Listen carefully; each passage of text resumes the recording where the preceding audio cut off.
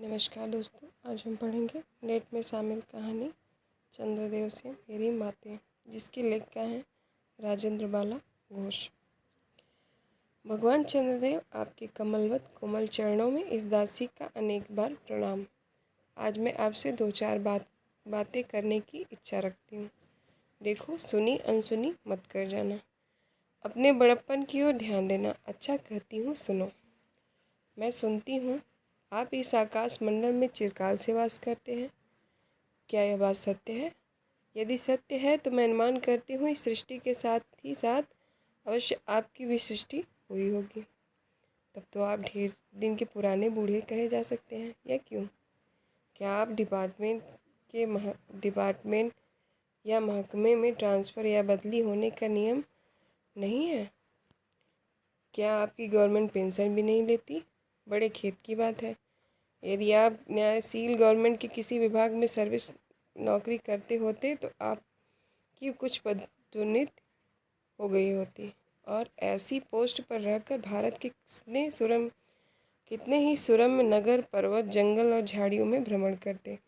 अंत में इस वृद्धावस्था में पेंशन प्राप्त कर काशी जैसे पुनीत और प्रशांति धाम में बैठकर हरिनाम स्मरण करके अपना परलोक बनाते। यह हमारी बड़ी भूल हुई। भगवान चंद्रदेव, क्षमा कीजिए। आप तो अमर हैं, आपको मृत्यु कहाँ, तब परलोक बनाना कैसा? ओहो, देवता भी अपनी जाति के कैसे पक्षपाती होते हैं। देखो न, चंद्रदेव को अमृत देकर उन्होंने अमर कर दिया। तब यदि मनुष्य होकर अंग्रेज अपने जाति वालों का पक्षपात करे तो आश्चर्य ही क्या है। अच्छा, यदि आपको अंग्रेज जात की सेवा करना स्वीकार हो तो एक एप्लीकेशन हमारे आधुनिक भारत प्रभु लॉर्ड कर्जन के पास भेज देवें। आशा है आपको आदरपूर्वक अवश्य आह्वान करेंगे, क्योंकि आप अधम भारतवासियों के भांति कृष्णांग तो है नहीं जो आपको अच्छी नौकरी देने में उनकी गौरांग जात कुठित हो जाएगी उठेगी। और फिर आप तो एक सुयोग्य, कार्यदक्ष, परिश्रमी, बहुदर्शी, कार्य कुशल और सरल स्वभाव के महात्मा हैं। मैं विश्वास करती हूँ जब लॉर्ड कर्जन हमारे भारत के स्थायी भाग्य विधाता बनकर आवेंगे तब आपको किसी कमीशन का मेंबर नहीं तो किसी मिशन में भर्ती करके वे अवश्य ही भेज देवेंगे, क्योंकि उनको कमीशन और मिशन दोनों ही अत्यंत प्रिय है।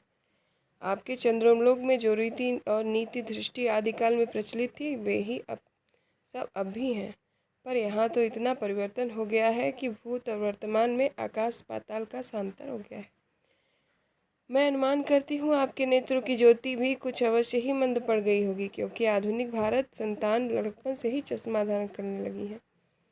इस कारण आप हमारे दीनहीन क्षीण प्रभ भारत को उतनी दूर से भली बात न देख सकते होंगे। अतएव आपसे सादर कहती हूँ कि एक बार कृपा कर भारत को देख तो जाइए। यद्यपि इस बात को जानती हूँ कि आपको अवकाश कहाँ, पर 8वें दिन नहीं तो महीने में एक दिन अर्थात अमावस्या को तो आपको हॉलीडे छुट्टी अवश्य ही रहती है। यदि आप उस दिन चाहे तो भारत भ्रमण जा सकते हैं।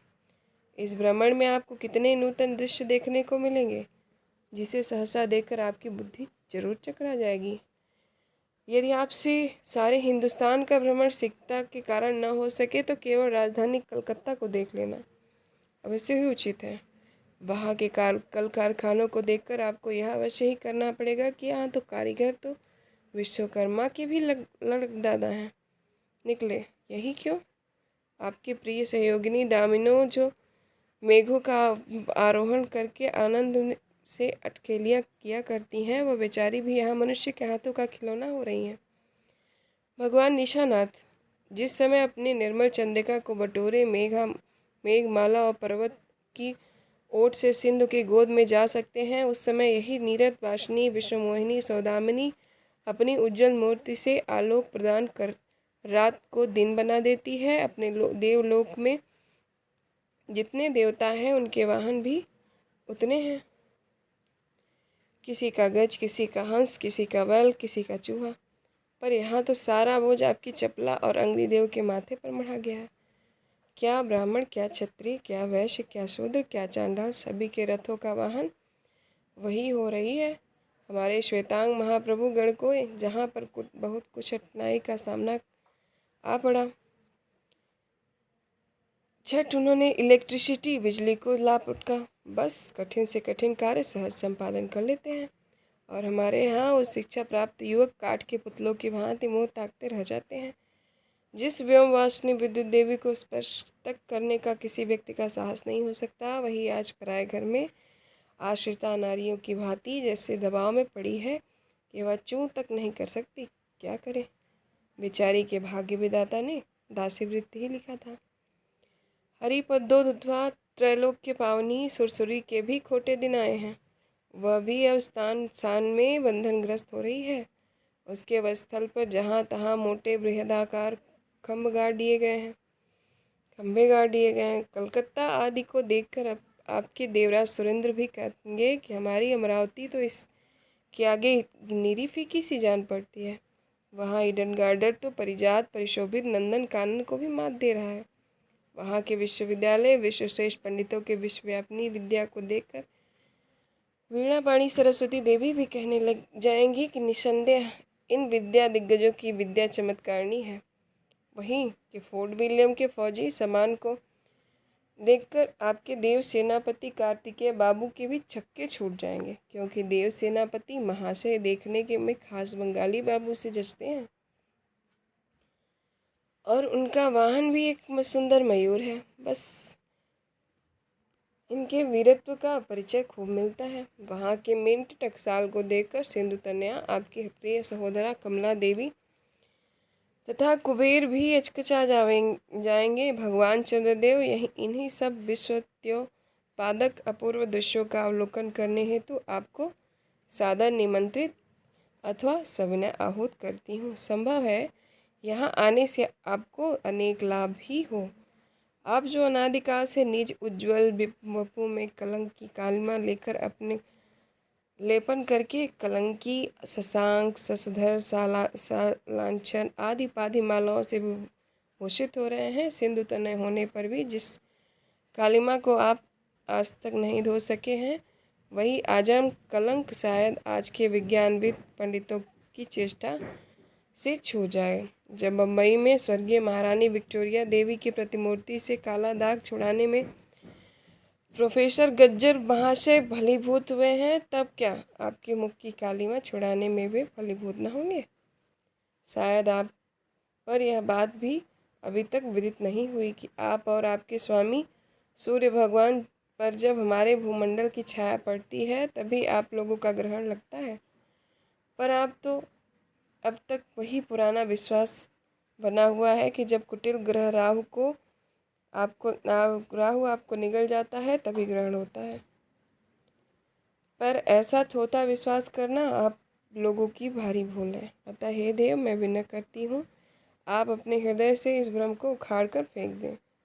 अब भारत में न तो आपके और न आपके स्वामी बहु भास्कर सूर्य महाशय के भी वंशधरों का साम्राज्य है, और न भारत की बस सस्य श्यामला स्वर्ण प्रस्तुता मूर्ति ही है। अब तो आप लोगों के अज्ञात एक अन्य द्वीपवासी परम शक्तिमान गौरांग महाप्रभु इस सुविशाल भारत राज्य का राज्य वैभव भोग रहे हैं।